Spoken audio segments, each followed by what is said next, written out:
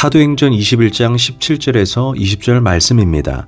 예루살렘에 이르니 형제들이 우리를 기꺼이 영접하거늘 그 이튿날 바울이 우리와 함께 야고보에게로 들어가니 장로들도 다 있더라. 바울이 문안하고 하나님이 자기의 사역으로 말미암아 이방 가운데서 하신 일을 낱낱이 말하니 그들이 듣고 하나님께 영광을 돌리고 바울더러 이르되 형제여 그대도 보는 바에 유대인 중에 믿는 자 수만 명이 있으니 다 율법의 열성을 가진 자라. 아멘. 할렐루야, 오늘도 좋은 날입니다. 사도행전 21장 17절에서 20절 말씀 묵상입니다. 오늘은 바울의 선교보고라는 제목으로 말씀을 나누도록 하겠습니다. 사도 바울이 드디어 예루살렘에 도착했습니다. 그런데 본문에서 예루살렘 교회의 형제들이 바울을 기다리고 있었다라고 말합니다. 왜 우리는 그리스도 안에서 성도를 향해 형제 자매라고 부를까요? 우리 모두 그리스도의 핏값으로 말미암아 성령을 통해 새롭게 태어난 영적인 가족이기 때문입니다. 그래서 이제는 한 아버지를 섬기기 때문에 서로를 향해 형제 자매라고 부르는 것입니다. 우리가 예수님을 통해 한 아버지를 섬기게 되면 때때로 육신의 가족보다 더 많은 사랑이 가고 더 사모하는 마음이 생깁니다. 비록 육신의 가족일지라도 안 믿는 사람들과는 영을 같이 나누지 못합니다. 신기하게도 하나님의 같은 자녀라서 그런지 처음 보는 사람일지라도 심지어 언어가 다르고 인종과 국가가 달라도 경계심이 풀어지고 마치 오래전부터 알던 사람처럼 얼마나 반가운지 모릅니다. 제가 사는 동네에 I love Jesus, 나는 예수님을 사랑합니다 라는 스티커가 붙여진 차가 있습니다. 어느 날 차 주인을 보았는데 중동 사람입니다. 중동 사람들은 거의 100% 이슬람을 믿습니다. 그래서 그분과 잠시 이야기를 나눌 기회가 있어 나도 크리스천이라고 말하니 너무나 반가운지 브라더, 형제 이렇게 인사를 하면서 내 손을 꽉 잡아주었습니다. 마치 오래전에 알던 사람처럼 또는 헤어진 가족을 다시 만난 것처럼 서로를 향한 경계심이 풀어지고 너무나 친밀하게 교제를 나눴던 적이 있습니다.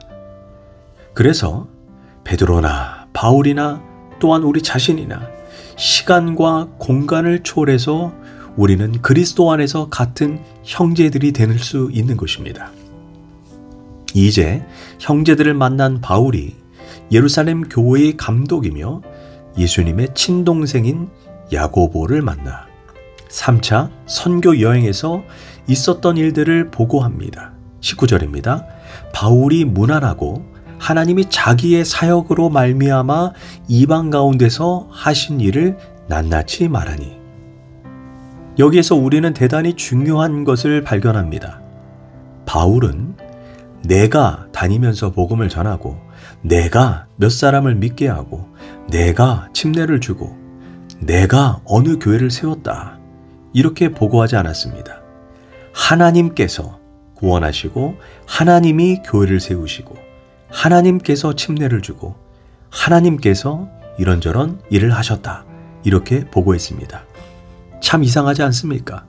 자기 존재가 없습니다. 오직 하나님만 있을 뿐입니다. 이것이 사도행전의 주제입니다. 하나님께서 몸소 역사하시고 성취하시고 변화시키고 사역하셨다는 것입니다. 한마디로 말하면 되어진 사건의 전부가 모두 하나님의 역사라는 것입니다. 우리는 이 점을 잊지 말아야 합니다. 사람이 영혼을 구원하고 교회를 세운 게 아닙니다. 하나님께서 역사하셔서 영혼이 구원받고 교회가 세워진 것입니다. 크리스천이란 무엇입니까? 모든 주어가 하나님이 하셨다 이것입니다. 내가 한 게 없습니다. 봉사도 헌신도 구제도 다 하나님이 하셨다. 이렇게 고백하는 사람들입니다. 그 다음으로 두 번째 보고 내용이 하나님이 자기의 사역으로 말미암아 이렇게 보고했습니다. 여기에서 자기 사역은 바울의 사역을 의미합니다. 즉 하나님께서 나를 통해 역사하셨다는 것입니다. 그러니까 주체는 하나님이십니다. 그런데 나를 통해 역사하신 것입니다. 내 입을 통해, 내 말을 통해, 내가 하는 설교를 통해, 내 지혜를 통해, 나의 시간과 수고를 통해, 내가 뿌린 눈물을 통해 하나님께서 당신의 위대한 일을 이루셨다는 것입니다. 나는 심었고 아볼로는 물을 주었으되 오직 하나님께서 자라나게 하셨나니. 즉 인간이 아무리 수고를 해도 결국 열매를 거두게 하시는 분이 바로 하나님이십니다. 그러나 반대로 생각하면 나의 봉사와 수고가 없이 하나님 홀로 기적을 베푸시지 않았다는 것입니다. 우리가 잘 알다시피 예수님께서 보리떡 5개와 물고기 2마리로 5,000명을 먹으셨습니다. 어린아이가 먹였다고 할 수는 없습니다. 그러나 어린아이가 예수님께 즐거이 바치는 보리떡 5개와 물고기 2마리, 이것을 통해 이거 없이는 그 사건은 역사하지 못했을 것입니다. 물론 하나님께서 직접 못하실 일은 없습니다. 그러나 우리의 봉사와 헌신, 우리의 동역을 통해 역사하시기를 그분이 기뻐하신다는 것입니다.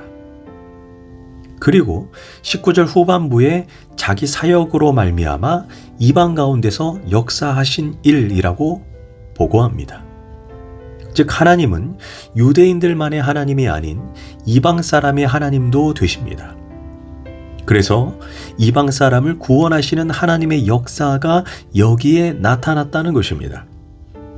그리고 이 선교 보고를 듣고 20절에서 그들이 하나님께 영광을 돌리고 라고 말합니다. 사실 유대인들의 편견으로 볼 때 이방인이 구원받았다는 것은 별로 달가운 일이 아닙니다. 우리가 믿는 하나님, 우리가 믿는 예수님인데 쓸데없이 이방 사람이 많이 믿어가지고 이렇게 야단인가? 꼭 돌아다니면서 전도를 해야 되나? 이런 생각을 할 수도 있습니다. 그러나 그들은 이방 사람들이 하나님께 돌아왔다는 말에 하나님께 영광을 돌렸습니다. 우리는 이 점을 잊지 말아야 합니다. 내가 복을 받고 내가 잘 살고 내 자녀가 형통한 것도 물론 중요하지만 우리 안에 진정한 기쁨은 아직도 예수를 믿지 않는 그 누군가가 예수님을 믿었다는 것입니다. 그것처럼 좋은 일이 없고 그것을 가장 큰 기쁨으로 여길 수 있어야 합니다. 그런데 그 다음에 문제가 있습니다. 바울의 보고를 듣고 바울에게 당부를 합니다. 20절 하반절입니다. 바울더러 이르되 유대인 중에 믿는 자 수만 명이 있으니 다 율법의 열성을 가진 자라. 즉 예루살렘의 유대인 중에 예수님을 믿게 된 유대인들이 수만 명인데 문제는 그들이 예수님을 믿으나 여전히 율법에 열심이 있다는 것입니다. 그래서 사실 골치가 아픈 것입니다. 야고보도 어쩔 수가 없습니다. 유대인들의 고집 때문에 예수님을 믿으나 아직도 유대교적 뿌리를 벗어나지 못해 할례를 꼭 해야 한다. 예수님을 믿어도 율법은 꼭 지켜야 한다. 이것입니다. 그런데 여기에 또한 바울에 대한 오해도 있습니다. 21절입니다. 내가 이방에 있는 모든 유대인을 가르치되 모세를 배반하고 아들들에게 할례를 행하지 말고 또 관습을 지키지 말라 한다함을 그들이 들었도다. 사실 이것은 오해입니다. 바울은 유대인들에게 이렇게 말한 적이 없습니다.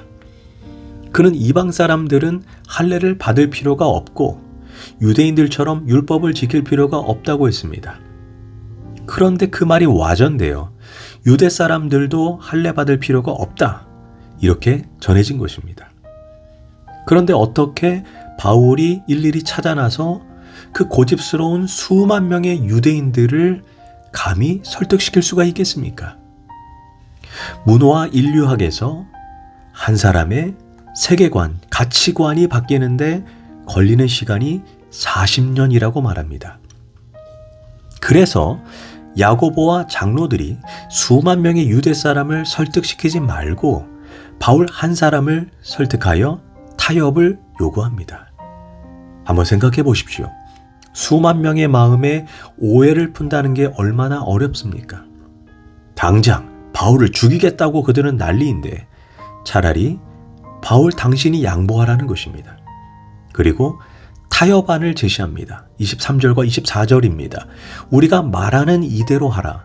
서원한 네 사람이 우리에게 있으니 그들을 데리고 함께 결례를 행하여 그대도 율법을 지켜 행하는 줄로 알 것이라. 즉 유대인들이 보는 데서 나실인 서약을 하라는 것입니다. 보통 이방 사회에 다니거나 이방인들을 접촉했던 사람들이 예루살렘에 돌아와 다시 유대 사람이 되려면 반드시 정결회식을 해야 합니다. 최소한 7일 성전에 머물고 그 다음 30일 동안 고기와 포도주를 먹지 않습니다. 이 기간이 끝나면 마지막으로 하나님 앞에 제사를 드립니다. 이것이 유대인들의 전통입니다. 그래서 와전된 이야기의 오해를 풀고 화평을 이루자는 것입니다. 사실 바울은 복음에 대해 교리에 대해서는 한치의 양보가 없는 사람입니다. 그러나 생활 문화, 전통에 대해서는 아주 넓게 양보합니다. 사실 바울에게 정결의식이 왜 필요하겠습니까? 그러나 수준이 안 되는 사람과 싸워서 뭐 하겠습니까?